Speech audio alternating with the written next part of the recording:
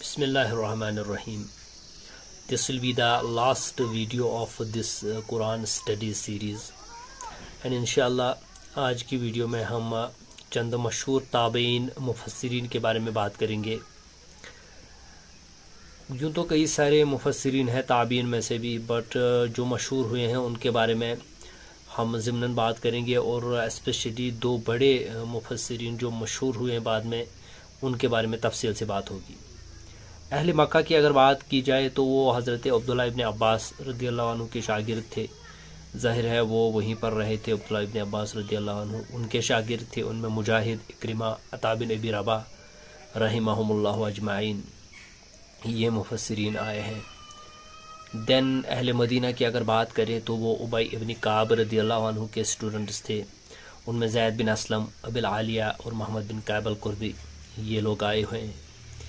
اور اہل کوفہ کی جہاں تک بات ہے وہ عبداللہ ابن مسعود رضی اللہ عنہ کے شاگرد ہیں. ان میں قتادہ، علقمہ اور شعبی بڑے مشہور ہوئے. اور بھی تھے، یہ مشہور ہیں جن کے میں نام بتا رہا ہوں. اب جو تابعین کے حوالے سے بڑے چوٹی کے مفسرین ہیں جو بڑے مشہور ہوئے ہیں بعد میں، ان کے بارے میں اگر بات کی جائے تو ان میں سب سے پہلا نام آتا ہے امام مجاہد.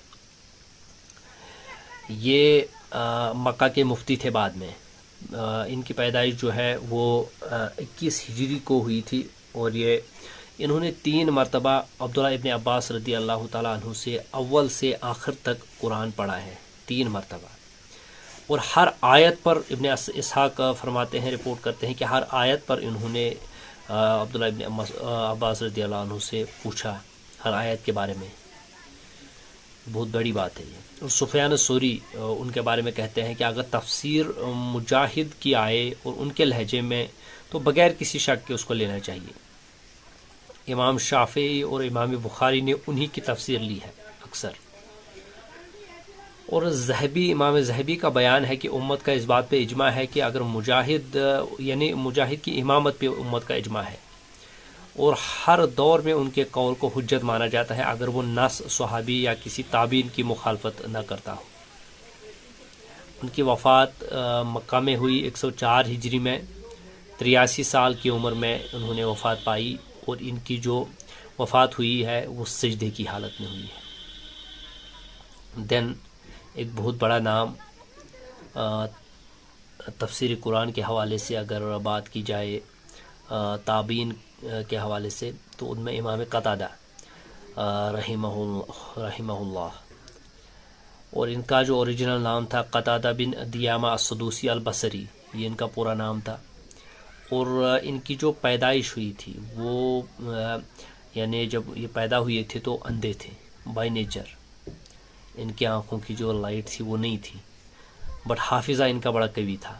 ان کی پیدائش 61 ہجری میں ہوئی ہے، اور یہ خود فرماتے ہیں کہ میں نے کبھی استاد کو نہیں دیکھا. ان کی بینائی نہیں تھی، اللہ تبارک و تعالیٰ نے ان کو اس نعمت سے محروم رکھا تھا، بٹ پھر بھی مفسرین میں ٹاپ لیول کے مفسر ہیں.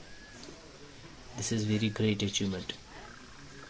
اور وہ فرماتے ہیں کہ میں نے اپنے استاد کو کبھی یہ نہیں کہا کسی بات پر کہ مجھے یہ دوبارہ پڑھائیں آپ. نے ایک مرتبہ استاد نے پڑھا دیا ان کو یاد ہو جاتا. حافظہ بڑا قوی تھا. وہ فرماتے ہیں میرے کانوں نے کوئی بات نہیں سنی، یہ سنی کہ میرے دل نے اس کو سنا. امام احمد ابن حنبل ان کی تعریف کیا کرتے تھے، امام قتادہ کی، اور فقہ میں انہی کی وہ ان کے علم کی نشر و اشاعت کرتے نظر آتے تھے. امام احمد ابن حنبل فرماتے ہیں کہ بہت کم لوگ دیکھیں گے، بہت کم ایسے لوگوں کو دیکھیں گے جو قتادہ سے آگے بڑھنے والے ہوں. یعنی ان کو بڑا درجہ علم کے حوالے سے ملا ہوا تھا. اور اہل بصرہ میں سب سے زیادہ حافظے والے تھے امام قتادہ. حالانکہ بینائی نہیں تھی، بٹ پھر بھی حافظہ ان کا بڑا قوی تھا. اور واسط میں 117 ہجری میں ان کی وفات ہوئی ہے 56 سال کی عمر میں. تو اس کے ساتھ ہی ہم یہ پورا جو چیپٹر قرآن اسٹڈیز کا تھوڑا سا چھوٹا موٹا چیپٹر آپ کے سامنے اس کی ایک ویڈیو سیریز لانچ کی ہے. اللہ تبارک و تعالیٰ سے دعا ہے کہ اس کو نافع بنائے تمام لوگوں کے لیے، خاص کر میرے لیے اس پر عمل کرنے کی توفیق عطا فرمائے. اس کو اینڈ کرتا ہوں. ٹیک کیئر اینڈ خدا حافظ.